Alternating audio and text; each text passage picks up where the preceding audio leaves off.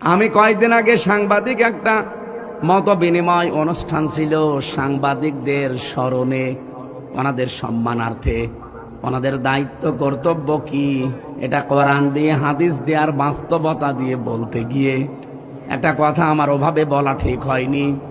বলেছিলাম যে সংবাদ এটা নবী থেকে আসা, কারণ নবী মানে সংবাদ বাহক। যারা সত্যের সংবাদ বহন করে নিয়ে বেড়ায় তাদেরকে আল্লাহ রাব্বুল আলামিন এই পৃথিবীতে নবী করে পাঠিয়েছিলেন। কি আমি দলিল দিয়েছিলাম সূরা কলমের 4 নম্বর আয়াত দিয়ে, ওয়া ইন্না লাকা লাআজরান গায়রা মামনুন। আপনি শব্দের দিকে খেয়াল করেন, ওয়া ইন্না লাকা লাআজরান, অবশ্যই আপনার জন্যে, অবশ্যই আবার লাগিয়েছেন ওয়া ইন্না লাকা লাআজরান, অবশ্যই আপনার জন্য হে নবী। আবার বলছেন অবশ্যই লাআজরান, পুরস্কার আমি আল্লাহ রেডি করে রেখেছি। গায়রা মামনুন, শেষ হয়ে যাবে না পুরস্কার, নিরবিচ্ছিন্ন চলতে থাকবে। কেন এই পুরস্কার দিলাম জানেন? কারণ আপনি এই যে সংবাদ আমি যেটা আপনাকে দেই, এই সত্য সংবাদগুলো আমার বান্দা বান্দীদের কাছে পৌঁছাতে গেলে যে কষ্ট পান, সত্য কথা তুলে ধরতে গেলে যে কষ্ট আসে, আঘাত আসে, যে জুলুম নির্যাতনের স্টিম রোলার আপনার দিকে আসতে থাকে, এগুলো মোকাবেলা করেও আপনি যে সত্য সংবাদ পৌঁছিয়ে দেন, এই কারণে আপনাকে আমি নিরবিচ্ছিন্ন পুরস্কার দেব। সুবহানাল্লাহ বলতে পারেন না? নবী যদি সত্যের কথাগুলো সঠিকভাবে তুলে ধরতে পারে, এই পৃথিবীতে যারা সাংবাদিক তাদেরও উচিত, যারা এই দেশে নেতৃত্ব দেয় তারা যদি আদর্শ হিসাবে নেতা গ্রহণ করতে হলে মুহাম্মদুর রাসূলুল্লাহকে গ্রহণ করবে না? বলেন না কেন? কেউ যদি স্বামী হতে চায়, আদর্শ স্বামী, সে মুহাম্মদুর রাসূলুল্লাহর মতো হবে। কথা বলা লাগবে। কেউ যদি নানা হতে চায়, তাহলে আদর্শ নানা হতে হলে মুহাম্মদুর রাসূলুল্লাহকে ফলো করা লাগবে। কথা বলেন। কেউ যদি রাষ্ট্রনায়ক হতে চায়, তাহলে আদর্শ রাষ্ট্রনায়ক হতে হলে তাকে মুহাম্মদুর রাসূলুল্লাহকে ফলো করা লাগবে। এইটা বলতে বলতে আমার মাত্র 6 মিনিট সময় ছিল, পুরাটা গোছাতে পারি নাই। আমি একবারেই বলেছিলাম, যারা সাংবাদিক, সংবাদ বাহক, আপনাদেরও আদর্শ যেন হয় মুহাম্মদুর রাসূলুল্লাহ। আপনারা সাংবাদিকতা করেন, এটা কিন্তু মহান পেশা বলে আমরা ধরি অনেকে, যে মহান পেশায় আছে। আপনারা মহান পেশায় তখন থাকবেন যখন সত্যকে সত্য বলে তুলে ধরবেন আর মিথ্যাকে মিথ্যা বলে জানিয়ে দেবেন, তখন ওই পেশাটা মহান হবে। কিন্তু সাংবাদিকরা হয়তো অনেকে এখন ওই পথে নেই, তারা সত্য মিথ্যাকে মিশ্রণ করে একটা সংবাদ ছড়িয়ে দেয়, আর এটা সব চাইতে বেশি হয় বাংলাদেশে। কি কথা বলে না কেন? আমি কয়েকটা সাংবাদিক সংবাদপত্রের রিপোর্ট অনুযায়ী 3 বছর জেলে ছিলাম, বিশেষ করে যুগান্তর। টেলিভিশনের ভেতরে ডিবিসি, সময় টিভি, আর টিভি, এরা এমন এমন ভাবে কালার করার জন্য নিউজ বানায়। হ্যাঁ, আমি কথা বলেছি ঠিক, কিন্তু কথাগুলোরা আগের কথা পরের কথা কেটে মাঝখানটা দিয়ে দেয়। এমন ভাবে হেডলাইন বানায় যে দোষ আমারই মনে হয়, অথচ পুরা 1.5 ঘন্টা 2 ঘন্টা বক্তব্য শোনে না, মাত্র 1.5 মিনিট 2 মিনিট শোনে।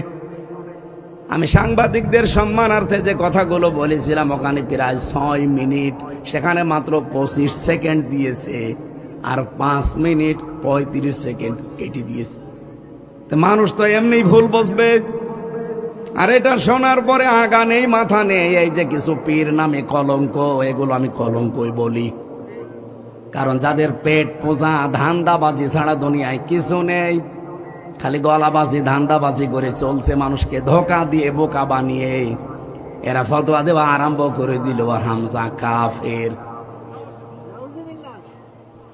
আপনি জানেন, কেউ যদি কাফের না হয়, ওইটা কিন্তু ঘুরে যে বলবে তার দিকে যায়। কথা বলেন না কেন? তো আপনি জানেন না আমি কোন নিয়তে বলেছিলাম, কোন সিচুয়েশনে বলেছিলাম, কোন অবস্থায় বলেছি, ওটা আমি জানি আর আমার আল্লাহ জানে। কারণ আমলের ফলাফল নিয়তের উপরে নির্ভরশীল। ইন্নামাল আমালু বিন্নিয়াত, এই কথা বলছে না। আমার আকীদার বিষয়, তার প্রকাশ করার বিষয় না, এটা তো মনের বিষয়। আমি রাসূলুল্লাহকে খাটো করার জন্য ওনাকে এই সংবাদ সম্মেলনে সাংবাদিকদের এই মত বিনিময় সভায় আমি ওনাকে সাংবাদিক বলে ডাক দিয়েছি না। আমি বলেছি রসুল সংবাদ পৌঁছিয়েছেন, আপনারা যদি সংবাদ রসুলের মতো পৌঁছান আপনাদেরকেও আল্লাহ পুরস্কার দেবে। এই কথাটা ভুল কিসের? আপনি কাটছাট করে শুনলে তো ভুল মনে হবে। এটা নিয়ে সারা দেশে কিছু মানুষ যারা কুয়ার ব্যাং, চার দেওয়ালের মাঝে যাদের অবস্থান, এরা ফতোয়াবাজি আরম্ভ করে দিল। কেন নবীকে সাংবাদিক বলল? অথচ নবী শব্দের শাব্দিক অর্থ হচ্ছে সংবাদ বাহক। যারা সংবাদগুলো বহন করে নিয়ে বেড়ায় তাদেরকে বাংলায় সাংবাদিকই বলে। উনি আমারে বলছে আমি সাংবাদিক নবীকে বলি না, বলি মেসেঞ্জার। মেসেঞ্জার মানে কি? মেসেঞ্জার তো আরো খারাপ শব্দ। ব্যাংকে যতগুলো পোস্ট আছে দেখবেন তার একটা পোস্ট আছে মেসেঞ্জার। এই যে চা মাটি নিয়ে দেয় পানি মানি, তো খুব ভালো পোস্ট। এই কথা বলছে না কেন? রসুল শব্দটা এসেছে রসুলুন থেকে, রেসালাত। এই রেসালাত শব্দের শাব্দিক অর্থ হচ্ছে পিয়ন। সংবাদ বহন করে যারা নিয়ে যায় তাদেরকে পিয়ন বলা হয়। কথা বলে না কেন? কিন্তু রাসূলুল্লাহকে পিয়ন আপনি বলতে পারবেন না। এই হিসাবে আমি যদি মুখ ফসকে বলেও ফেলি রাসূলুল্লাহ বা নবী মানে সাংবাদিক, আমি তো সরি বলেছি, আমি তো মাপ চেয়েছি। এমনকি রাতে তাহাজ্জুদ পড়েও আমি মাপ চেয়েছি। আমি আশা করছি আমার আল্লাহ আমাকে মাফ করে দেবে। কিন্তু আপনি কাফের বলে কি করলেন? আমার মনের অবস্থা আপনি জানেন না। আন্দাজে কাফের ফতোয়া দিয়ে আপনি এখন নিজেই কাফের। আজকে ফেসবুকে একজন লিখেছে অমক পীর সাহেব কাফের, আসলেও কাফের। এত ফতোয়া আসে আপনার ফতোয়া তো হাসিনার বিরুদ্ধে শুনি না, আপনার ফতোয়া ডক্টর জাফর ইকবালের বিরুদ্ধে শুনি না, আপনার বিরুদ্ধে ফতোয়া তো ওবায়দুল কাদেরের বিরুদ্ধে শুনি না, আপনার ফতোয়া শাহিন চাকলাদারের বিরুদ্ধে শুনি না। আপনার যত ফতোয়া সব আমির হামজা আর মিজানুর রহমান আজহারির বিরুদ্ধে। আপনি যে নাম নিয়ে বসে আছেন, এই নামটাই তো আমার কাছে মনে হয় যে এটা একটা নতুন জিনিস। ইসলামে পীর বলে কিছুই তো আমরা পাই না। কিসের পীর আপনি? আমি আপনাকে ছোট খাটো করার জন্য না, পীর শব্দটা যে নিয়েছেন এটা কোন জায়গায় আছে বলেন? আপনি যে বলছেন নবীকে সাংবাদিক বলা যাবে না, মেসেঞ্জার বলা যাবে কোন ফাঁকে? আপনি যে নিজেই বললেন নবী মেসেঞ্জার। এই কথা বললে নবীর সম্মান আরো খাটো হয়। ব্যাংকে যারা পানি চা টেনে দেয় তাদেরকে আমরা মেসেঞ্জার বলি। এরকম একটা পোস্ট আপনি নবীর নামে লাগিয়ে দিলেন। আর সাংবাদিক যে কত উপরের পোস্ট সেটাকে আপনি ফালতু শব্দ বললেন। উল্টা পাল্টা নাম দিয়ে আবল তাবল করে আমারে নাই ছোট করেন। কিন্তু সারা পৃথিবীর যারা হক্কানি সাংবাদিক, যারা ন্যায় পরায়ণতার উপরে টিকে আছে, সাংবাদিক মাহমুদুর রহমানকে আপনি খাটো করেছেন। এক কথা বলছেন না কেন? সাংবাদিক ইলিয়াসকে আপনি খাটো করেছেন। সাংবাদিক কনক সরওয়ারকে আপনি খাটো করেছেন। যারা জীবনের উপরে রিস্ক নিয়ে সংবাদগুলো প্রচার করে সেইটাকে আপনি ফালতু বললেন। আমি যে কথা তুলেছিলাম এটা বোঝানোর জন্য বলছি, খেলাফতের দায়িত্ব পালন করা দরকার জমিনে। আজ হাজারো পীর এই দেশে, 48,000-এর উপরে পীর। আমি তো যতটুকু খোঁজ রাখি পৃথিবীতে এমনও দেশ আছে যে 48,000 মানুষও নেই, অথচ পীর এই দেশে 48,000। এত পীর, একটা কেউ রাজপথে পাওয়া যায় না, জমিনে পাওয়া যায় না।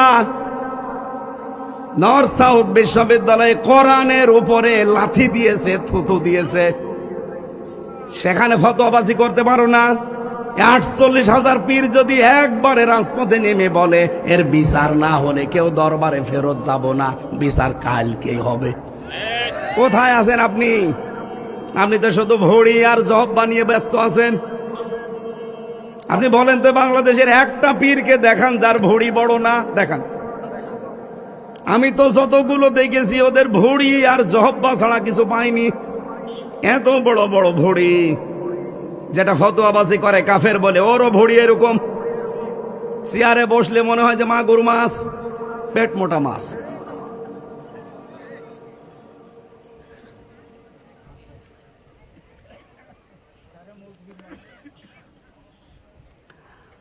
আমার মনে হয় এই দেশে একামতের দিন যারা কায়েম করতে চায়, হ্যাঁ তাদের ছোটখাটো ভুল ত্রুটি থাকতে পারে, কিন্তু আপনি কি করছেন? তাদের মতো এই 17 বছর জেল জুলুম সহ্য করেছেন, একটা বার জেলে গেছেন আপনি? রিমান্ড কি বসেন? 11 ঘন্টা আমার টাঙিয়ে রেখেছিল উল্টো করি, মাথায় দড়ি দিয়ে। আপনারা কয় ঘন্টা টাঙিয়েছে? বলো রসুলের মর্যাদা রাখে না। রসুলের মর্যাদা ঠিক রাখতে গিয়েই তো 3 বছর জেল কাটলাম। হয়তো আমি প্রথম দিনই যদি মেনে নিতাম যে ঠিক আছে বাবা শাহজালাল সব হালাল, 3 বছর না 3 ঘন্টা আমার জেলে থাকা লাগতো না। আর কুষ্টিয়া থেকে যখন নিয়ে যাচ্ছিল প্রতিমধ্যে আমারে ছেড়ে দিত, কারণ যাওয়ার সময় তো বারবার আমারে বলছিল ছাত্রলীগের শুধু ওলামা লীগ বলে একটা দল ছিল, ওই সময় ছিল না, ওই দলের সদস্য হবেন শুধু বিশ্ববিদ্যালয়, বাকি আপনার কিছু করা লাগবে না, কারণ আপনি আসলে আমরা অনেক মানুষ নিয়ে আসতে পারবো, এই ধান্দায় ছিল তারা। আমি একবারে কাটছাট বলেছিলাম না, আপনারা যা ইচ্ছা তাই করতে পারেন। মিথ্যা মামলা দিয়েছেন এটা আমি জানি, যে আরো দিন, কিন্তু আমি সত্যের উপরে যেটা আমি বুঝেছি, এক চুলো আমারে নড়াতে পারবে না। রিমান্ডের পর রিমান্ড দিয়েছি, প্রথম 5 দিন দিয়ে হয়নি, আবার দিয়েছে 5 দিন। আর রিমান্ডে কি সরাসরি জায়গায় আয়না ঘরে নিয়েছে, মাটির নিচে। আমি দেখতাম ওই জায়গায় হঠাৎ রাত 2টার সময় 5-7 জন মুখ বান্ধা আমার পাশ থেকে একজনকে বলছে ওঠেন। ওঠেন মানে এখন বাজে রাত 2টা, কোথায় যাব? চলেন। ও মনে করছে ছেড়ে দেবে। পরে বের করে নিয়ে খাঁচা থেকে হঠাৎ মাথার উপরে কালো কাপড় লাগিয়ে পেছনে হাত হ্যান্ডকাপ দিয়ে বেঁধে দিল। কান্নাকাটি করছিল মাটির নিচে। আমি সত্য কথা বলছি, এই যে কোরআন আমার সামনে। আমারে বলছে হামজা ভাই গেলাম, এরা যে কি করবে আমার বোঝা হয়ে গেছে। মুখ আমার যখন বেঁধে ফেলেছে কালো কাপড় দিয়ে, হাত যখন পেছনে বেঁধে ফেলেছে, 4-5 জন মিলে নিয়ে যাচ্ছে, তার মানে আমি বুঝে ফেলেছি আমার জীবনের শেষ দিন। এইরকম সিচুয়েশন আমি নিজে ফেস করে এসেছি। আর আপনি ফতোয়াবাজি করেন বসে বসে, না?